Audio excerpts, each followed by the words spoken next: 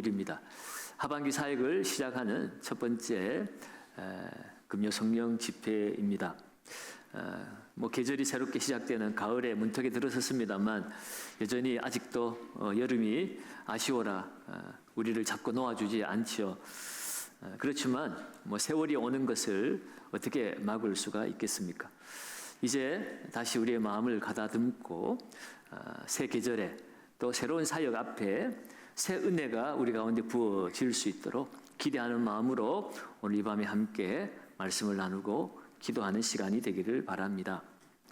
무언가를 처음 시작하는 순간은 누구에게나 두근거림이 있고 또 조심스러운 마음도 있습니다. 직장에 첫 출근할 때나 또는 새로운 학교에 새 학기에 다시 등교할 때 선생님은 어떨까? 친구들과는 잘 어울릴 수 있을까? 과연 내게 주어진 이 학업을 잘 감당할 수 있을까? 또 내가 회사에서 맡은 이 과업을 잘 해결해낼 수 있을까? 그런 기대도 있지만 또 두려움도 공존하는 것이 사실입니다. 그런 마음은 마치 오늘 본문에 나오는 어부들의 마음과 같지 않겠습니까? 첫 항해에 나설 때 어부들은 어떤 마음을 가질까요?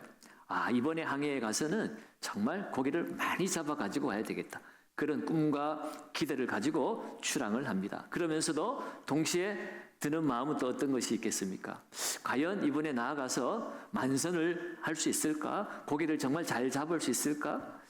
하나도 못 잡고 오면 어떡하지? 라는 두려움과 또 염려도 공존하는 것이 또한 사실일 것입니다. 이제 하반기 사역이 이제 시작이 되어집니다. 오늘부터 우리는 뜨겁게 기도하고 또 하반기의 양육도 이제 주일날부터 시작이 되고 또 하반기에는 우리 가을 행복 나눔 축제도 준비가 되어 있습니다. 주일날 기도 제목도 나눠드릴 것이고 또 함께 릴레이 기도도 하고 또 같이 작정하는 시간들도 이제 가질 것입니다. 그야말로 우리는 믿음의 항해를 다시 시작해야만 합니다. 어쩌면 우리 마음속에 앞서 말씀드린 것처럼 기대와 두려움이 같이 우리 안에 뒤섞여 있을 것 같습니다. 목사님 또 전도축제 매번 하라고 하는데 지난번에도 해봤는데 잘 안 되던데 이번이라고 될까 하는 그런 선입견이 있을 수도 있습니다. 과연 나 같은 사람이 어떻게 다른 사람을 인도할 수 있을까라는 두려움도 있을 것입니다. 전도축제가 있다고 하니 벌써부터 어깨가 무거워지기 시작하고 마음 한구석이 텅 빈 것 같고 염려가 벌써부터 막 밀려오지 않습니까? 여기 오신 분들은 다 믿음에 담대한 분들이라서 그렇지 이번에도 열심히 전도해서 주님을 기쁘시게 해야 되지 그런 막 즐거움으로 가슴이 막 벌떡벌떡하죠. 그런 분들만 기도하러 오지 그렇죠? 염려하고 두려워하고 또 어떻게 하나 이런 분들은 기도하러 안 오죠. 아닙니까? 여러분들 정말 기대하는 마음도 있지만 사실 기도하러 오나 안 오나 전도하면 과연 잘할 수 있을까? 이번에는 될까? 그런 두려움이 앞서는 것이 사실입니다. 마치 밤새도록 수고를 했지만 한 마리도 고기를 잡지 못하고 허탈한 마음으로 돌아오는 어부의 심정과 같은 그런 마음들이 매번 전도 축제할 때마다 물론 그 가운데는 열심히 전도하고 남편을 인도했다 우리 자녀가 나왔다 이런 기쁨에 찬 분들도 있지만 매번 10년이 지나도 한 명도 전도 못하는 그런 내 모습 때문에 과연 내가 하나님 앞에 정말 칭찬받을 수 있을까? 직분만 있으면 뭐해 전도 한 명 못하는데 이러면서 자조 섞인 그런 마음으로 전도 축제 할 때마다 쥐구멍으로 들어가고 싶고 왜 교회는 맨날 이런 거 하나 이런 생각하시는 분들도 혹가다 있기는 있습니다. 여기에는 한 분도 없겠지만요. 그렇죠? 자, 그런 우리들이 오늘 예수님을 만나야 하는 것입니다. 빈배에 허탈한 그런 심정으로 있을 때 예수님 찾아오셔서 그 어부들의 마음을 만져주시고 놀라운 만선의 기적을 베풀어 주신 것처럼 오늘 주님 우리 가운데 찾아와 주셔서 우리의 인생에도 만선의 기쁨으로 다시 한번 채워주시는 귀한 은혜가 이 밤에 있기를 주의 이름으로 축원합니다. 오늘 본문의 배경이 되고 있는 곳은 갈릴리 호숫가입니다. 예수님이 공생애를 시작하시면서 수많은 사람들이 예수님의 말씀을 듣고 또 병고침도 받고 또 축복기도 받으려고 가는 곳마다 인산인해를 이루었죠. 어느 날 갈릴리 바닷가에서 수많은 사람들이 예수님 앞에 몰려왔습니다. 이때는 아마도 새벽이거나 아침쯤 되었을 거예요. 이 갈릴리 바닷가의 그 아침의 광경은 늘 활기가 차고 생동감이 넘칩니다. 삶의 에너지가 넘치는 것이죠. 여러분, 부둣가에 고깃배가 들어와서 막 고기를 나누고 그물을 싣고 하는 모습 보면 막 활기가 넘치지 않습니까?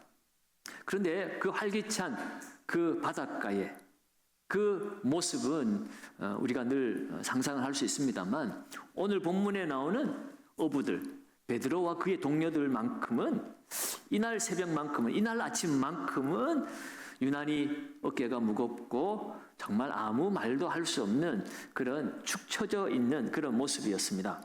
왜냐하면 오늘 본문 5절에 보면 그들이 밤이 새도록 수고하였지만 잡은 것이 하나도 없었기 때문이라는 거죠. 베드로는 평생 갈릴리 바다에서 잔뼈가 굵은 어부입니다. 어디에 그물을 던져야 고기가 많은지, 또 바람의 방향은 어떠해야 되는지, 그 방향에 따라 물길은 어떻게 돌아가고 있는지, 어느 곳에 고기들이 모이는지, 여기에 아주 바삭하게 세상 말로 꿰차고 있는, 그야말로 이 갈릴리 호수에서는 전문가 중에 전문가라고 말할 수 있습니다. 그러니까 지난 밤에 그가 알고 있는 모든 지식과 경험을 다 동원을 해서 밤새 수고를 했습니다. 애를 썼습니다. 그런데 결과는 한 마리도 고기를 잡지 못했어요. 텅 빈 그물뿐이었습니다. 손에 남은 것이라고는 찢어진 그물밖에 없고 말라버린 그 손바닥밖에 없었고, 그러나 무엇보다도 자존심이 상한, 내가 이렇게 전문가인데 열심히 수고했는데 이렇게 성과를 못 내다니, 고기도 제대로 잡지 못했다니, 그런 상처와 자존심이 상한 마음으로 이 아침에 그물을 손질하고 있었던 거죠. 바로 그 절망의 순간에 오늘 예수님이 찾아오셨습니다. 예수님께서 무리를 가르치시기 위해서 그 많은 사람에게 효과적으로 전하려고 하다 보니까 마땅한 장소가 없었는데, 가만히 보니까 이 사람들을 해변에 앉혀놓고 예수님께서 물에다가 배를 띄워서 그 배 위에서 말씀을 전하면 아주 효과적으로 말씀을 잘 전할 수가 있었던 것이에요. 그래서 어떤 배를 택하여 강단으로 삼을까, 이렇게 가만히 둘러보니까 두 배가 눈에 띄었습니다. 그래서 그 중에 한 배를 선택해서 그 배에 오르셔서 말씀을 가르치시고자 하셨던 거죠. 그때 선택받은 배가 공교롭게도 오늘 베드로의 배였던 것입니다. 수많은 배들 중에 하필이면 예수님이 눈에 들어온 그 배는 지난밤에 모든 노력과 수고를 다 아끼지 않았지만 아무 열매도 거둘 수 없었던 실패한 배, 텅텅 빈 배를 예수님 앞에 선택을 받은 것입니다. 여러분, 여기에 영적인 원리가 들어 있습니다. 주님은 우리의 성공과 자랑할 만한 자리에만 찾아오시는 분이 아니시라는 것이에요. 오히려 우리의 성공의 자리보다는 실패의 자리, 넘어진 자리에, 절망의 자리에 예수님은 오히려 찾아오신다는 겁니다. 나는 이제 더 이상 할 수가 없어, 모든 것이 다 끝났다고 탄식하고 절망하는 그곳에 예수님이 찾아오신다는 겁니다. 여러분, 우리도 이 땅을 살아가면서 내가 아는 지식과 경험을 다 동원해서 내가 하고자 하는 일을 해보았으나, 그러나 아무것도 남길 수 없고 오히려 두 손 두 발 다 들고 내가 할 수 있는 것이 더 이상 없구나 하고 좌절하고 절망할 때가 있지 않습니까? 여러분, 바로 그때가 주님이 우리를 찾아오는 시간입니다. 주님이 일하실 때예요. 여러분들 간증을 하나씩 다 들어보면 여러분이 막 잘 나갈 때 예수님 만났다 이런 분은 저는 한 번도 들어본 적이 없습니다. 행복할 때, 돈 잘 벌 때, 아무 문제 없을 때, 예수님이 꿈에 나타나가지고 예수님이 기적적으로 만났다 이런 분이 없어요. 저도 마찬가지고요. 인생의 실패를 경험하고 그야말로 쓴 잔을 마실 때에 넘어져 있을 때에 내 힘으로는 더 이상 나아갈 길이 없을 때 그때 다 예수님을 만나는 겁니다. 오늘 우리가 하반기 사역을 시작하는 첫 기도회라고 그랬습니다. 여러분 우리 마음에도 빈배로 남아 있을 수 있습니다. 특별히 이 전도 사역을 감당하려 할 때 더욱 그렇습니다. 나는 말을 잘 못하는데 어떻게 전도하란 말이야? 내가 성경도 잘 모르는데 어떻게 전도를 할 수 있겠어? 그리고 내가 아무리 말을 잘 알고 말씀을 알고 전도해도 저 사람은 절대 변화될 사람이 아니야.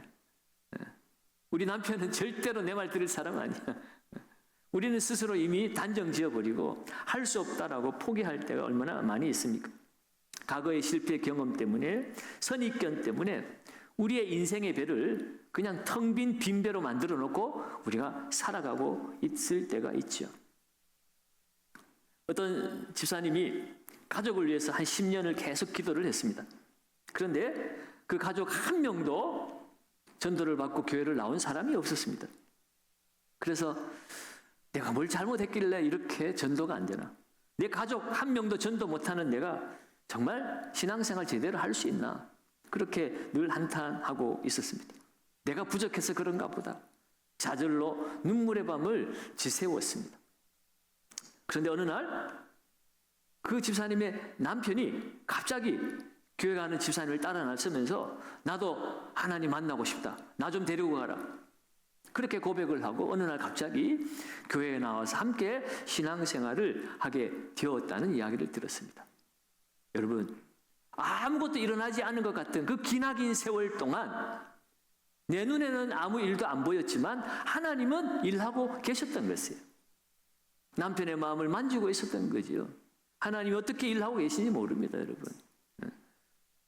포기하지 않고 가족을 위해서 기도하는 그 기도는 하나님께서 들으시고 하나님께서 성령을 통해서 역사하고 계신 거예요. 그 때와 시가 우리가 알 수 없을 뿐인 것이죠. 중요한 것은 그럼에도 불구하고 하나님은 우리의 배를 원하신다는 거예요. 내가 할 수 없을 것 같고 내가 하는 일에 아무것도 일어나지 않는 일 같아도 하나님은 그런 아무것도 할 수 없는 나를 내 배를 원하고 계신다는 거예요. 능력의 배를 원하는 것이 아니라 주님이 타실 수 있도록 비워진 배를 주님은 원하고 계신 것이에요. 내 자랑이 아니라 내 상처를 주님 앞에 올려드릴 수 있을 때에 주님은 내 인생의 배를 강단 삼아서 말씀을 하시고 그 말씀이 먼저는 내게 들려지고 또 나를 통하여 남편에게 들려지고 자식에게 들려지고 친구에게 들려지고 부모에게 들려지고 그래서 하나님의 그 은혜의 역사, 성령의 역사, 믿음의 역사가 나타나기 시작하는 것입니다. 오늘 본문에도 예수님은 베드로의 빈배에 오르셨습니다. 그리고 열심히 무리들을 가르치셨습니다. 그리고 그 가르치심이 마치신 이후에 드디어 예수님은 베드로에게 시선을 향합니다. 그리고는 뜻밖의 말씀을 하시죠. 4절 말씀입니다. 말씀을 마치시고 시몬에게 이르시되 뭐라고 말씀하세요? 깊은 데로 가서 그물을 내려 고기를 잡으라. 아멘. 여러분, 예수님의 이 명령이 우리들에게는 그냥 명령하셨네라고 들릴지 모르지만 베드로에게는 전혀 다른 의미로 받아들여질 수밖에 없습니다. 앞서 말씀드린 것처럼 베드로는 평생을 이 갈릴리 바다에서 잔뼈가 굵은 어부 중에 어부였습니다. 전문가였습니다. 심지어 바로 어제 저녁에 자신의 모든 지식과 경험을 다 동원해서 열심히 수고하여 고기를 잡았지만 전혀 고기가 나오지 않았습니다. 잡을 수가 없었습니다. 그런 베드로를 향하여서 깊은 데로 가서 그물을 내리라라고 말합니다. 지금은 흔히 대낮입니다. 날이 밝았습니다. 저는 고기 잡는 거 잘 모르지만 특별히 갈릴리 호수에서는 고기를 잡을 때 낮에 잡지 않고 밤에 잡아야 고기를 잡을 수 있는 것 같습니다. 낮에는 햇빛이 강해서 고기들이 다 숨어 들어간다는 거죠.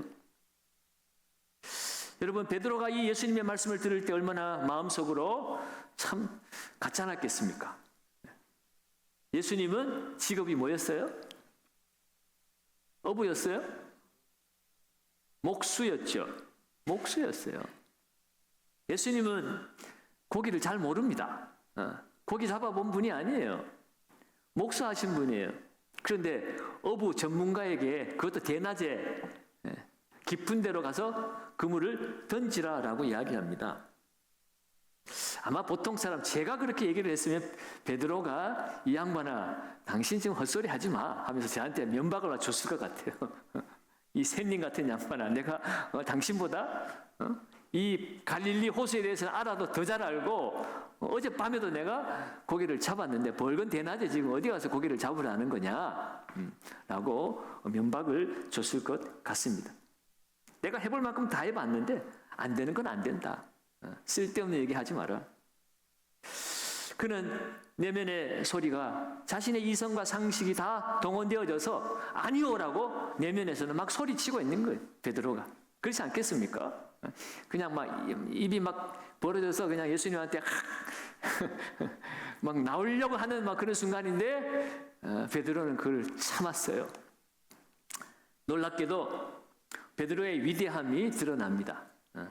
오늘 5절 말씀에 보면 베드로가 그 예수님 말씀 앞에 이렇게 반응합니다. 5절을 같이 한번 읽습니다. 시몬이 대답하여 이르되 선생님 우리들이 밤이 새도록 수고하였으되 잡은 것이 없지만은 말씀에 의지하여 내가 그물을 내리리이다 하고. 무슨 말씀입니까? 선생님, 우리들이 밤이 새도록 수고하였으되 잡은 것이 없지만은, 이 말은 뭡니까? 앞서 말한 그 모든 것이 다 포함된 거예요. 내가 전문가고 내가 여기에 대해서는 다 알고 있고 지난밤에 내가 다 한번 이미 해봤고 오늘 해도 안 되는 겁니다. 말도 안 되는 소리를 지금 당신이 나한테 명령하셨습니다. 그거예요. 그렇지만 당신이 말도 안 되는 이야기를 저한테 했지만은 그런데 하겠다는 거예요. 뭐 때문에요? 말씀에 의지하여 내가 그물을 내리리이다. 그물을 내리는 거 이거 헛수고인데 상식적으로 내 경험으로는 그물을 내리면 안 되는 건데 당신이 말씀했기 때문에 말씀에 의지하여서 내가 그물을 내리겠습니다. 순종하겠습니다. 라고 말하는 것입니다. 특별히 여기에 이 말씀이라고 하는 헬라어는 레마라는 단어입니다. 여러분 헬라어의 말씀에는 로고스가 있고 말씀이 있습니다. 로고스는 그냥 기록된 말씀이에요. 그런데 이 레마의 말씀은 그 기록된 말씀이 살아서 생생하게 들려지는 말씀입니다. 책에 쓰여 있는 말씀이 아니라 지금 내게 들려지는 살아있는 하나님의 말씀. 구체적으로 역사하는 내 삶을 바꿀 수 있는 생명의 말씀. 그것이 레마입니다. 지금까지 베드로는 자신의 지식과 경험이라는 낡은 줄을 붙들고 살았는데 지금 내 귀에 들려오고 있는 살아있는 하나님의 말씀, 그 레마의 말씀, 그 말씀을 새로운 밧줄로 내가 붙들겠습니다라는 그의 믿음이죠. 여러분, 믿음이라고 하는 것이 바로 이런 것입니다.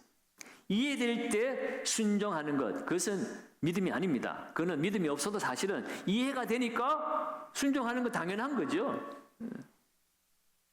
그렇지 않습니까?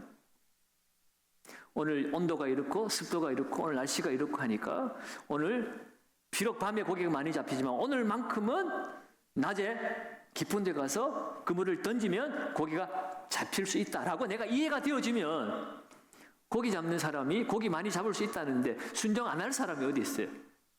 당연히 하게 되죠. 그걸 순종이라고 말하지는 않습니다. 그러나 이해가 되지 않지만 말도 안 되는 이야기지만 그러나 당신이 말씀하시니 그 말씀에 의지하여서 그 말씀 때문에 내가 순종하겠다는 거예요. 여러분, 전도도 마찬가지 아니겠습니까? 우리는 전도할 때마다 번번이 거절당하고 낙심하고 우리가 그런 경험들을 많이 하고 살아갑니다. 그때마다 우리는 안 되나 보다라고 포기하지요. 그런데 오늘 주님은 그럼에도 불구하고 오늘 우리에게 다시 말씀하십니다. 깊은 데로 가라. 깊은 데로 가서 그물을 던지라는 겁니다. 여러분, 어느 성도님이 그렇게 나는 전도해도 안 되나 보다 할 때마다 거절만 당하고 열매도 없고 그래서 포기하려고 하는데 어느 날 설교 말씀을 듣다가 오늘 본문의 말씀이었던 것 같아요. 깊은 데로 가서 그물을 던지라는 그 말씀이 레마의 말씀으로 들어온 거예요. 내게 주시는 하나님의 생생한 음성으로 들은 겁니다. 그래서 순종을 해서 친구는 매번 말도 안 듣고 이번에도 말도 안 들을 것이라고 포기하고 있었는데 하나님의 말씀을 의지해서 정말 전화를 해가지고 친구에게 이번에 우리 교회 전도 축제가 있으니까 이번에 꼭 한번 왔으면 좋겠다. 그렇게 전화를 했는데 의외로 그 친구가 안 그래도 내가 지금 교회 가고 싶었는데 어떻게 하면 좋겠는가 했는데 마침 네가 전화를 해줘서 고맙다 하고 그렇게 교회에 가보고 싶다고 같이 교회에 오게 되었다라는 이야기도 들었습니다. 여러분, 그런 일들이 우리 가운데 수많이 일어나고 있어요. 우리가 나가서 전도할 때마다 다 고개가 잡히고 다 그렇게 전도가 잘 되면 전도 너무 쉽죠. 누구나 다 전도합니다. 생명과의 싸움이기 때문에 전도는 당연히 어려운 겁니다. 한 사람이 살 수도 있고 죽을 수도 있고 영적 전쟁이죠. 가장 원수 마귀가 싫어하는 것이 하나님의 백성들이 구원받는 거잖아요. 그러니까 어찌하든지 우리를 전도 못하게 만드는 것은 이 세상에서 너무나 당연한 일입니다. 그러니까 전도하는데 힘들고 어렵다고 전도를 포기하는 것은 그것은 잘못된 것이에요. 힘들고 어려워도 하나님이 말씀하시니 순종하면 하나님이 구원하시고 하시는 자들을 순종하는 자에게 붙여주시는 것입니다. 여러분, 평생 한 명만 전도해도 그 한 영혼이 천하보다 귀하다고 그랬으니까 여러분, 그 한 영혼 전도하는 것, 그 얼마나 귀하고 놀라운 일인지 모릅니다. 그래서 우리는 포기하지 말아요. 오늘 주님은 우리에게도 깊은 데로 가라고 명령하고 계세요. 네 이성이 말하는 안전한 해변에만 머물러 있지 말고 네 경험이 제어하는 그 얕은 물가에만 서성이지 말고 믿음으로 깊은 곳으로 나아가라고 우리 주님은 말씀하십니다. 절대 안 될 것 같은 그 사람에게 가라. 그것이 바로 깊은 데로 가라는 주님의 명령이에요. 시간이 없다고 하는 우리에게 시간을 내어서라도 그 영혼을 찾아가라고 하는 것이 깊은 데로 가라는 오늘 주님의 음성인 줄로 믿습니다. 끊임없이 우리 속에서는 사단이 우리의 마음을 속삭입니다. 그거 해봐야 소용없어. 지난번에 해봤잖아. 이번에도 상처만 받을 것 뻔한데 시간 낭비하라고 우리를 속삭이며 우리를 방해하고 있지만, 그러나 그럼에도 불구하고 오늘 베드로처럼 내 생각과 경험으로는 안 된다고 내가 알고 있지만은, 그렇지만 말씀하시니 말씀에 의지하여서 내가 그물을 내리리이다 라고 순종하며 나아가는 것이 오늘 우리가 해야 할 일이라는 것입니다. 결단하고 순종할 때에 하나님은 놀라운 역사를 나타내어 주십니다. 6절 말씀해 보니 그렇게 하니 고기를 잡은 것이 힘이 많아 그물이 찢어지는지라. 세상에나 밤에만 잡히는 고기, 전문가들에게만 올 수 있는 그런 특별한 경우 이 은혜가 대낮에 고기가 잡히지 않아야 될 그곳에 고기가 많아도 너무 많아서 그물이 막 찢어질 정도고, 이거 다 못 담으니까 나머지 배도 와라, 친구 배도 와라 해가지고 그 다른 배까지 가득 차는 만선의 기쁨을 누리는 기적이 나타났습니다. 여러분, 이 생명의 열매, 이 놀라운 기적이 오늘 우리 교회에, 오늘 저와 여러분들의 인생 가운데 나타나야 할 줄로 믿습니다. 이 찢어질 듯한 놀라운 엄청난 고기의 양을 본 베드로는 어떻게 되었을까요? 아마 여러분들 중에는 기절하고 정신 못 차리는 분들도 있을 것 같아요. 그렇죠? 오늘 베드로는 환호하고 기뻐하지도 않습니다. 그 잡은 고기를 봐라, 내가 갈릴리의 최고부 맞지? 이 고기 이만큼 잡아본 사람이 있어, 나와보라고 그래. 이렇게 자랑하지도 않았습니다. 어떻게 하고 있나요? 8절입니다. 8절을 같이 한번 읽어봅니다. 시몬 베드로가 이를 보고 예수의 무릎 아래에 엎드려 이르되 주여 나를 떠나소서, 나는 죄인이로소이다. 아멘. 아멘. 그는 예수님 앞에 그 자리에서 털썩 주저앉을 수밖에 없었습니다. 그리고 절규하듯 외치고 있습니다. 주여 나를 떠나소서, 나는 죄인이로소이다. 그는 예수를 주라고 고백하고 있습니다. 그가 예수의 신성을 경험한 것이에요. 이분은 이 세상의 많은 사람들을 가르치는 위대한 선생님들 중에 한 분이 아니라 그야말로 오시리라 한 메시아, 우리를 구원하실 수 있는 바로 그분이구나. 그는 성령의 감동으로 그것을 깨달은 거죠. 그 하나님의 임재 앞에서 그는 엎드려서 제가 죄인입니다. 나를 떠나달라고 고백할 수밖에 없었던 것입니다. 여러분, 살아계신 하나님을 만나는 모든 사람의 첫 번째 반응은 바로 이것입니다. 불가능한 기적 앞에, 거룩한 하나님의 임재 앞에서 우리가 할 수 있는 일이라고는 그 하나님 앞에 우리가 얼마나 더럽고 추하고 악한 존재인가를 깨닫는 일밖에 없어요. 그 하나님 앞에, 그 거룩한 임재 앞에 이 세상에 뭐 돈을 얼마나 벌었고 적게 벌었고 얼마나 오래 살았고 얼마나 높은 자리에 올라갔고 얼마나 많이 배웠고 이게 뭔 소용이에요. 이게 뭔 소용이에요. 하나님 만난 그 자체로 모든 것이 다 끝이 난 거죠. 하나님 임재 앞에 이 세상 모든 것 다 헛된 것 아니겠습니까? 그 하나님 앞에 나아갈 수 있는 것은 내가 거룩하니 너희도 거룩하라. 하나님의 임재 앞에 우리가 온전히 설 수 있는 존재로 바뀌어져야 되는데 우리는 그렇지 못하잖아요. 하나님 앞에 나아갈 수 없는 영원한 형벌을 받아야 될 멸망할 인생이라는 것을 하나님 앞에 서면 그것밖에 우리가 더 이상 드러나는 것이 없어요. 그것을 깨닫고 나면 하나님 앞에 엎드릴 수밖에 없는 거예요. 저는 죄인입니다. 저를 떠나소서. 밤새 자신이 의지했던 모든 것들, 소위 전문가라고 자부했던 자신의 지식, 경험, 이 모든 것이 다 부질없고 아무것도 아니라는 사실을 그 예수님의 임재 앞에서 그는 깨달은 것입니다. 자신과는 비교할 수 없는 그 거룩하신 임재 앞에, 그 하나님 되심 앞에 그는 죄인입니다라고 고백할 수밖에 없었습니다. 여러분, 이사야 선지자도 그 하나님의 영광을 보고 화로다 나여 망하게 되었도다. 하나님의 영광과 그 임재 앞에 화다 화 하나님의 영광 앞에 내가 섰으니 내가 망하게 되었구나 라고 고백했던 것과 같습니다. 자신의 실존이 드러난 거죠. 그동안은 내 경험, 내 지식, 내 가진 소유 이런 것으로 내가 누구인가를 판단하고 자부심을 가지고 그것이 나인 줄 알았는데 실제로 알고 보니 나는 아무것도 아니더라는 거죠. 죄인이고 하나님 앞에 영원한 지옥불로 들어갈 존재 그 이상 그 이하도 아니었습니다. 그런데 이 순간 베드로의 인생이 뒤바뀌는 전환점이 되고 있습니다. 그가 자신이 죄인됨을 깨닫는 그 순간 예수님은 그래 너 죄인이야 라고 베드로를 정죄하지 않습니다. 책망하지 않습니다. 오히려 따뜻한 음성으로 말씀하시죠. 10절입니다. 10절도 우리 같이 한번 읽을까요? 예수께서 시몬에게 이르시되 무서워 말라 이제부로는 내가 사람을 취하리라 하시니. 잘못 주셨나 제가? 그렇죠? 하반절이죠. 하반절. 하반절. 이제부로는 내가 사람을 취하리라 라고 말씀하고 있습니다.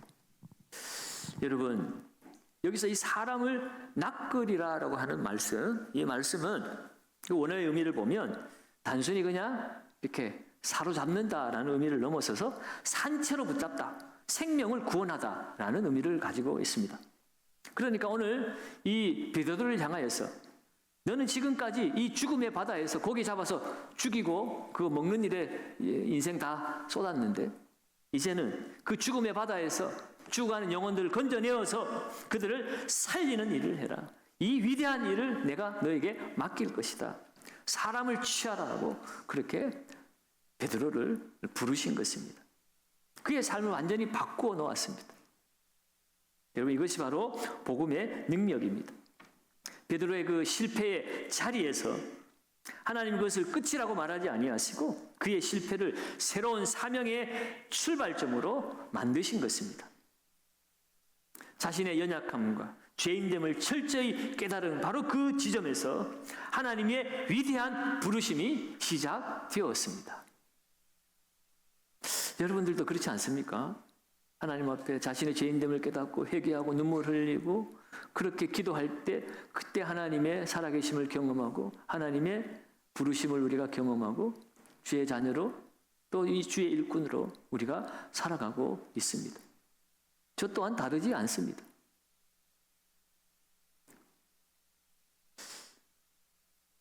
오늘 우리가 전도해야 한다면 왜 전도해야 합니까? 우리가 잘나서입니까? 남들이 가지지 못한 그 어떤 무슨 지식이 있어서입니까? 아니죠. 오늘 베드로처럼 나는 죄인입니다, 나를 떠나달라고 말할 수밖에 없는 우리를 버리지 아니하시고 책망하지 않고 오히려 내게 찾아와 주셔서 나를 용서해 주시고 오히려 하나님의 자녀로, 하나님의 동역자로 우리를 불러주셨고 우리를 사용해 주시기 때문에 그 은혜에 감격해서 우리는 전도의 자리로 나아갈 수밖에 없는 것입니다. 내가 만난 예수님 때문에 내 인생의 빈배를 가득 채워주신 그 주님을 전하지 않고는 견딜 수가 없어서 우리는 복음을 전하는 것입니다. 사랑하는 여러분, 하반기 이제 사역, 특별히 10월 19일 날 행복 나눔 가을 축제 전도 주일로 우리가 지키고 있습니다. 전도 대상자를 작정하고 기도하는 일들을 시작할 겁니다. 그러나 여러분, 그것이 우리에게 더 이상 무거운 짐이 되어서는 안 됩니다. 의무감으로 하는 일이 되어서도 안 됩니다. 우리를 사람을 낚는 업으로 불러주신 하나님의 그 영광스러운 초대장으로, 초청장으로 우리가 받아들이고 세상에 많은 사람이 있는데 그 많은 배들 중에 하필이면 빈배, 실패한 배, 그 배를 불러다가 우리 주님이 사용해 주셨습니다. 여러분, 놀랍지 않습니까? 예수님은 그 수많은 청중들을 가르치시기 위해서 거기에 집중하시는데 거기를 위해서 배 하나 빌리는데 그 배를 빌리는 것도 그냥 빌리는 것이 아니라 실패하고 쓰러져 있는 한 영혼을 구원하시기 위해서 하나님 일부러 택하셨다는 사실이 얼마나 놀랍습니까? 사실 베드로는 오늘 4장에 보면 예수님을 이미 알고 있었어요. 4장 38절에 보면 베드로의 장모가 열병에 걸렸을 때 예수님이 이미 방문하셔가지고 장모의 열병을 고쳐주시기도 했습니다. 그럼에도 불구하고 베드로는 수많은 사람들이 예수님 한 말씀이라도 들어보려고 열일 제쳐놓고 예수님 따라다니는데 베드로는 예수님이 장모를 고쳐주시는 기적을 경험했음에도 불구하고 그는 예수님 말씀 들으러 가지 않았습니다. 어디로 갔어요? 돈 벌러 간 거예요. 돈 버는 것이 나쁜 것은 아닙니다. 문제는 예수님을 하나님의 아들로 구세주로 나의 하나님으로 그 아직 만나지 못했다는 거예요. 그런데 하나님은 그 베드로를 알고 계세요. 그래서 더 좋은 배, 쓸만한 배 많았겠지만 그 베드로 한 영혼을 하나님 부르시기 위해서 그 배를 택하셨다는 겁니다. 그 예수님의 주옥 같은 말씀들을 전하는 그 뱃머리를 잡고 예수님 말씀 마칠 때까지 그가 그 말씀을 들으면서 베드로의 마음도 서서히 녹아지기 시작했을 것 아닌가라는 생각도 해보게 됩니다.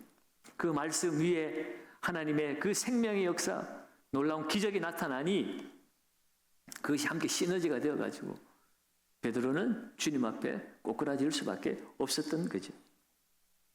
하나님은 이렇게 우리 한 사람 한 사람을 면밀히 생각하시고 돌보시고 우리를 불러주셨다는 것이에요. 여기 계신 그 어느 분도 하나님이 모르는데 그냥 나 혼자 내가 알아서 예수님 만나고 구원받은 사람이 없습니다. 여러분의 마음을 움직여주신 분도 여러 가지 사건, 사고, 환경 다 하나님께서 다 아시고 그 가운데 역사하셔서 우리를 찾아와 주셨다는 거예요. 여러분, 그러므로 이제 우리도 그 사랑의 주님을 따라서 믿음의 항해를 떠나야 합니다. 배에 아무 것이 없어도 상관없습니다. 중요한 것은 배에 누가 타고 계신가가 중요하죠. 주님이 내 빈배에 함께 타고 계시다면 때가 되면 내 배는 만선의 기쁨을 누리게 될 겁니다. 그물이 찢어질 거예요. 배가 가라앉을 만큼 그런 하나님의 놀라운 은혜가 차고 넘치게 될 줄로 믿습니다.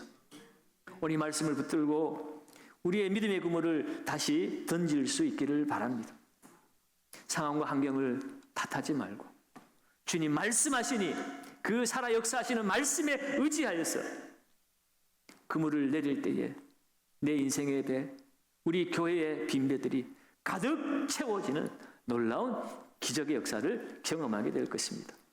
이 밤에 그 영광스러운 부르심 앞에 우리가 함께 응답하고 순종하여서 생명을 살리고 만선의 기쁨을 마음껏 누리실 수 있는 우리 영상교회 모든 가족들 되시기를 예수님의 이름으로 축원합니다.